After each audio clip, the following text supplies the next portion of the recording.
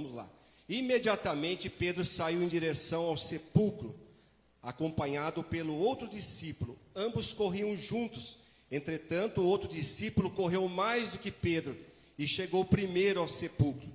Inclinando-se, viu as faixas de linho ali, mas não entrou. Em seguida, chegou Simão Pedro, que vinha logo atrás dele. E Pedro entrou no sepulcro e também viu as faixas de linho, bem como o lenço que estivera em volta da cabeça de Jesus, e que não estava com as faixas de linho, mas dobrado à parte. Eu quero falar sobre esse lenço aqui. Talvez, não sei quantas pessoas sabem sobre esse lenço, mas se esse lenço aqui tem um significado muito forte, até vou tirar meu lenço para poder explicar para você. Presta muita atenção aqui. Na cultura judaica na época de Cristo, tinha o amo e tinha o seu servo, ou o senhor e seu servo. E o amo, os servos preparava a refeição do seu amo, do seu senhor, e quando ele estava ali se alimentando, os servos nunca ficariam na visão dele. Ele sempre ficava atrás do seu senhor. E o seu senhor estava se alimentando, e quando ele terminasse de se alimentar, quando ele terminava de comer, havia duas formas do servo saber o que fazer com aquela mesa que tinha sobrado. Existem duas possibilidades, irmãos. E ele não podia fazer nada sem um sinal do seu senhor. E o sinal, que sinal que era esse, irmão Vicente? O lenço. Quando aquele servo estava ali aguardando para saber, ele não perguntava: o senhor quer que recolhe o alimento que sobrou? Ele nunca poderia falar isso, jamais. Então, quando ele terminava, o senhor terminava, o seu amo, ele pegava o lenço, que era o guardanapo da época, e se esse lenço estava dobrado em cima da mesa, quando o lenço, ele abria o lenço, limpava rosto, barba, amassava o lenço e jogava em cima da mesa, amassado. Ele não precisava falar nada. O servo, ele levantava, saía da mesa, o servo ia até lá e recolhia a mesa. Mas se ele pegasse aquele lenço, o guardanapo, enxugasse sua boca, enxugasse suas barbas, dobrasse o lenço e colocasse do lado direito do prato, não poderia retirar da mesa aquela alimentação. E o que isso tem a ver com Jesus? Tudo tem a ver com Jesus, porque na cultura judaica, quando os discípulos entraram, eles entenderam o significado. Quando ele amassava o lenço, depois de usado, ele jogava em cima da mesa, em cima do prato, ele poderia falar assim, ele dizia, na verdade, para o seu escravo: pode retirar.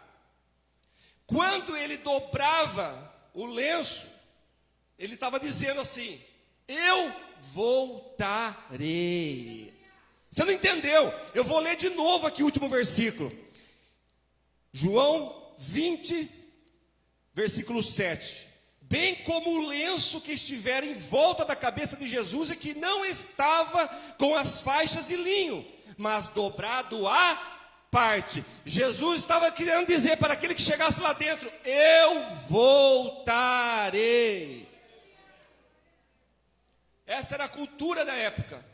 Para ele poder dizer para aquele que chegaria ali, ele estava dizendo: eu voltarei. O lenço estava no rosto de Jesus aberto. Ele dobrou o lenço antes da ressurreição dele. Quando ele ressuscitou dentro daquele túmulo, ele dobrou o lenço e colocou a par da cabeceira do seu sepulcro, dizendo: eu voltarei. A Páscoa nada tem a ver com o que nós temos hoje. É só comércio. Essa Páscoa surgiu no século 17, 18, lá na Europa. É um comércio. A Páscoa verdadeira de Cristo foi lá em Êxodo, quando Deus tira o povo da escravidão da terra do Egito. E ele fala: vocês vão passar o sangue na umbrais e verga das portas. No hebraico significa pessar. Pessar significa passagem, passar por cima de alguma coisa. A primeira Páscoa que existiu na cultura dos israelitas, foi lá quando Deus tirou o povo da terra do Egito. Então, irmãos, naquele momento Deus estava dizendo: o sangue de Jesus, ele vai curar, o sangue de Jesus, ele vai libertar, e acima de tudo, o sangue de Jesus, ele vai salvar a humanidade. E aquelas pessoas entenderam, irmãos, aqueles discípulos entenderam, quando eles viram aquele lenço à parte, eles entenderam que Jesus estava dizendo: eu voltarei. Então, quando o amo, ou o seu senhor, pegava o seu lenço, tinha duas formas dele transmitir o recado.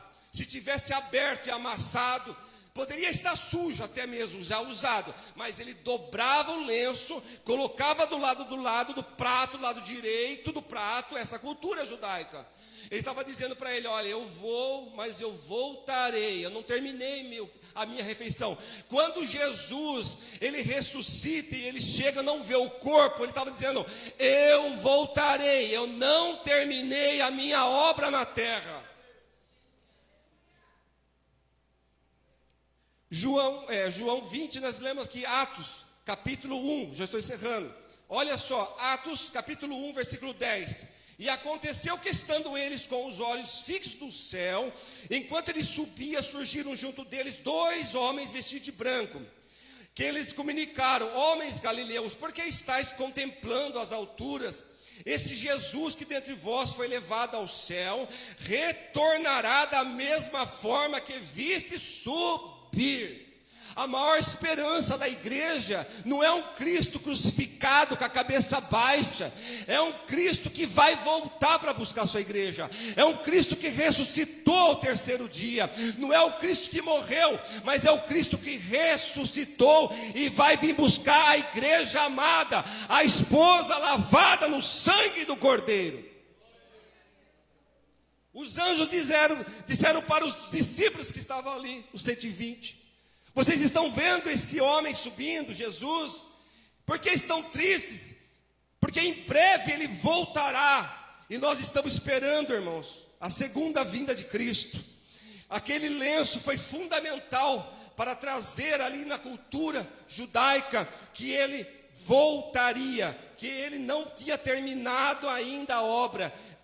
É muito importante, irmãos, essa parte, porque todas as roupas que foram colocadas em Jesus, estava tudo ali jogado no chão. Somente o lenço foi dobrado e colocado à parte, porque tinha um significado muito importante e muito forte, e ele sabia que os seus discípulos poderiam entender aquilo ali.